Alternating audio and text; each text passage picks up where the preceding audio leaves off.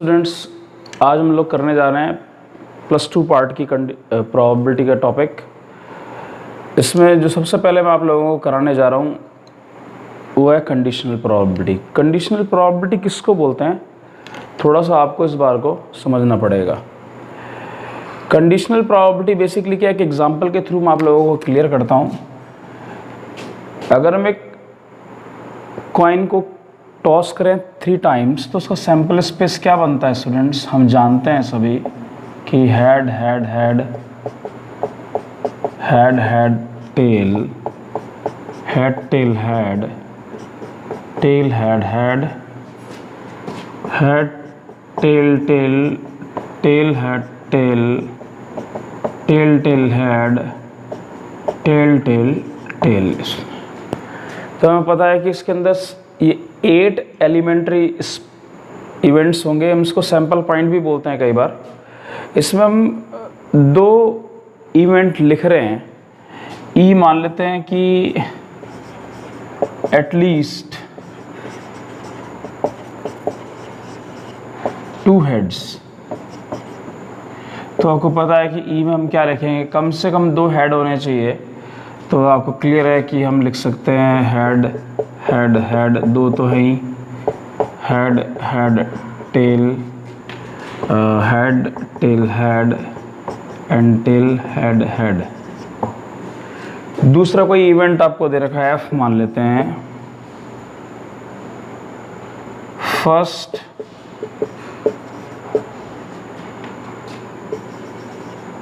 Coin shows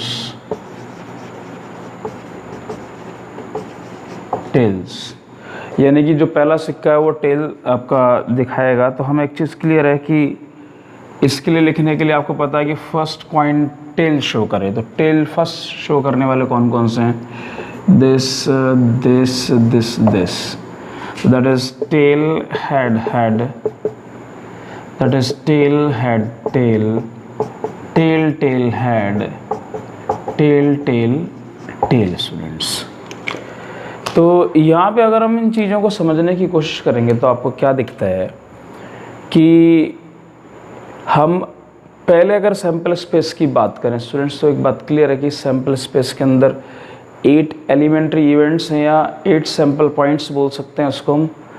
तो अगर मैं इस हर एक इवेंट की प्रोबेबिलिटी की बात करूँगा तो आपको पता होना चाहिए कि probability of head head head क्या आएगा, means that is head head head. इसकी प्रोबेबिलिटी स्टूडेंट कितनी आएगी, दैट इज़ 1/8, क्योंकि 8 एलिमेंट्स हैं, 8 में से ये हेड हेड एक बार ही आएगा तो 1/8। It means each elementary events की जो प्रोबेबिलिटी की 1/8 होगी, तो सभी की 1/8 होगी। लेकिन क्वेश्चन अगर आपसे ये पूछा जाए कि probability of getting at least 2 head given that first coin shows tail, तो बेसिकली ये चीज़ आपके सामने पहली बार आई है कि गिवन दैट वाला पार्ट है। मतलब आपका क्या कर रहे हैं वो लोग कि सैंपल स्पेस को छोटा कर रहे हैं, कंडीशन डाल रहे हैं। कंडीशन क्या डाल दी कि भी हमें एटलीस्ट 2 हेड आने वाली की प्रोबेबिलिटी निकालनी है, लेकिन ये कंडीशन है साथ में कि उसके अंदर फर्स्ट जो होगा वो टेल होगा। तो बहुत अच्छे ढंग से बात क्लियर हो गई है कि इसके अंदर 2 हेड एटलीस्ट 2 हेड वाले सारे केस ये रहे, लेकिन इस कंडीशन के अंडर है। तो एक चीज़ देखते हैं कि हमें ई इंटरसेक्शन एफ कितना मिलता है। तो आप देखेंगे कि आपके पास में ये वाला एलिमेंट और ये वाला एलिमेंट कॉमन है, तो इन दोनों का कॉमन एलिमेंट कितना है, टी हेड हेड। तो बेसिकली हमने जो चीज़ निकालनी है वो ये जो f है इसको सैंपल स्पेस लेके अब निकालना, क्योंकि कंडीशन डाल दी उसने कि एटलीस्ट 2 हेड होने चाहिए, लेकिन गिवन दैट कि फर्स्ट कॉइन इज टेल। तो फर्स्ट कॉइन इज टेल में ये 4 ही केस हैं और इसमें एटलीस्ट 2 हेड होने वाले के अंदर दोनों में कॉमन केवल एक ही है। जैसे उस वाले केस में हर एक एलिमेंट्री इवेंट की प्रोबेबिलिटी 1/8 हो रही थी, तो अगर हम यहाँ ये बात करते हैं कि probability of getting at least 2 head given that कि that has at least first coin is tail, तो फर्स्ट कॉइन टेल के अंदर इसका एक ही केस बन रहा है, और इसकी प्रोबेबिलिटी की अगर हम बात करेंगे, उसको डिनोट कैसे करते हैं स्टूडेंट, दैट इज E/F से मैथमेटिक्स में डिनोट करते हैं, एंड दैट इज 1/4। क्योंकि आपका जो सैंपल स्पेस इसमें कितना आ रहा है, आपके पास में 4 ही है। इन 4 में से आपको हर एक एलिमेंट की प्रोबेबिलिटी वो कितनी है आपकी 1/4 1/4 1/4 है। अकॉर्डिंग टू दिस केवल यही हमारे पास में एक पार्ट है। और इसका मतलब क्या हो गया कि हमारे को 2 हेड चाहिए कम से कम, और पहला जो होगा कॉइन वो आपका टेल होगा। तो इसमें एक ही केस दिख रहा है, दैट इज 1/4। अब ये तो एग्जाम्पल के थ्रू हमने इस चीज़ को समझा। इसको करना कैसे है, ये जो प्रोबेबिलिटी इसको लिखेंगे कैसे, मैं इसको थोड़ा सा आपको और ढंग से ब्रीफ करता हूँ।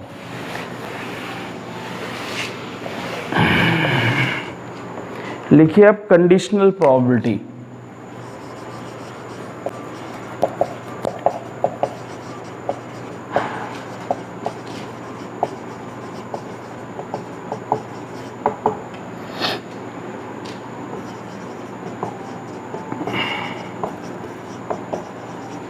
are 2 events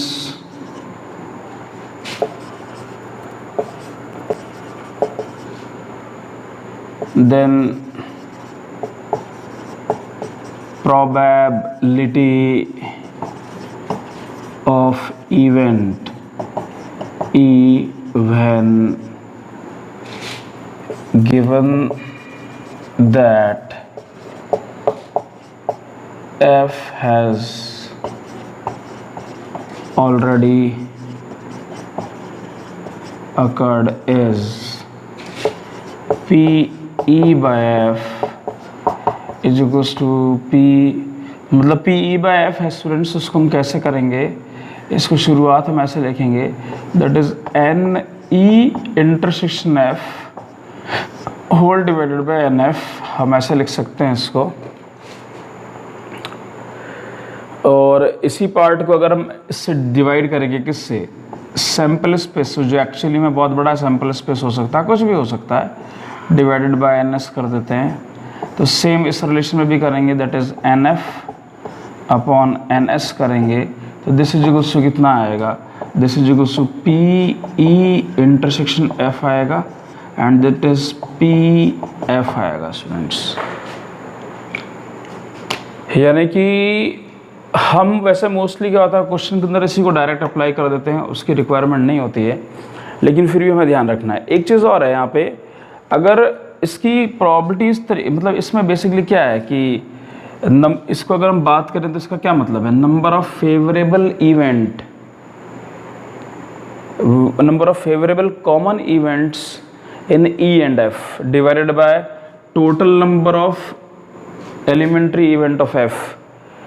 तो हमें बेसिकली फेवरेबल इवेंट का मतलब क्या है, जो दोनों में कॉमन हो, तो दोनों के कॉमन एलिमेंट हमें निकालने पड़ेंगे, और जिसके रेफरेंस में बात करेगा, जिस केस के लिए गिवन दैट दिया होगा, वो उसको हम सैंपल स्पेस मानेंगे। अगर यही पार्ट अगर आपको इस तरीके से दे दी जाए, P/F/E की बात करें स्टूडेंट्स आपसे, it means probability of occurrence event F when E has already occurred. तो हम बात करेंगे, इसको कैसे लिखेंगे, that is PE intersection F whole divided by PE students. इस तरीके से लिखना है, मतलब जो आपका डिनोमिनेटर में दे रखा है इस वाले पार्ट को, उसी को हमें सैंपल स्पेस मानना है, गिवन दैट जो होगा वो उस वाले केस के साथ में हमेशा आएगा। यह इन फ्रेम ऑफ रेफरेंस की बात करता है 2 पार्ट में, यानी कि हम अब जो प्रोबेबिलिटी निकाल रहे हैं, मतलब 13.1 जो एक्सरसाइज आपको पूरी करनी है, मैं इसमें कुछ इसकी प्रॉपर्टीज़ और हैं वो आपको लिखा दे रहा हूँ। उसके बाद में आपने 13.1 कंप्लीट हो गई है स्टूडेंट। इसके बाद ही अगर हम बात करें कि प्रॉपर्टी 1 मैं इसकी बता रहा हूँ आपको, तो प्रॉपर्टी 1 क्या है,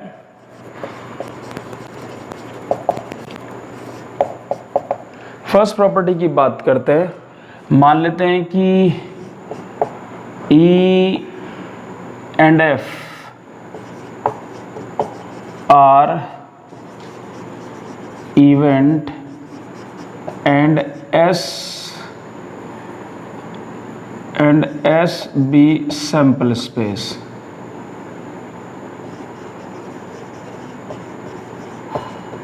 सैंपल स्पेस दे रखा है किसी का, तो आपको प्रूफ करके बताना है कि P S by F is equals to 1 होता है, या फिर और बोल रहा है P F by F is equals to 1 होता है। तो हम अभी समझ ही गए इन चीज़ों को, आपको क्लियर है कि पी एस बाय एफ का क्या मतलब होगा, that is P S intersection F whole divide by P F. तो f क्या है, इवेंट है सैंपल स्पेस का, उसका सबसेट है, तो उन दोनों का इंटरसेक्शन स्टूडेंट्स क्या होगा, उन दोनों का इंटरसेक्शन यही होगा students, that is P F and that is, ये इससे पार्ट से कैंसिल आउट हो जाएगा, दैट इज इक्वल्स टू 1। ये हमारी फर्स्ट प्रॉपर्टी है। अगर हम बात करें प्रॉपर्टी सेकंड की, ए एंड बी ले लिए आर टू इवेंट्स,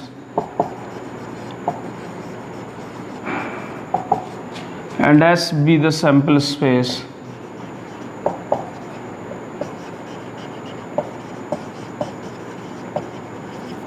S अगर आपको सैंपल स्पेस दे रखा है तो इसकी प्रोबेबिलिटी कैसे निकालेंगे, पी ए यूनियन बी, और ये ई भी कोई इवेंट है स्टूडेंट मान लेते हैं, दैट इज ई, इस तरीके से लिखा हुआ है स्टूडेंट। तो दिस इज इक्वल्स टू क्या लिखना है आपको, that is P A by E plus P B by E, ठीक है, minus P A intersection B by E. वैसे जैसे हमने सेट्स में कर रखा है सारी चीज़ों को, तो मैंने उस टाइम बताया कि सेट्स के अंदर आपको ये सारी चीज़ें ध्यान रखनी पड़ेगी। तो अगर हम इस वाले पार्ट के बारे में बात करते हैं कि ये कैसे आया, तो हम इसका प्रूफ देख लेते हैं। तो आप देखेंगे कि P A union B upon E, according to this definition क्या होगा student, that is P A union B intersection E and whole divided by P E. Clear.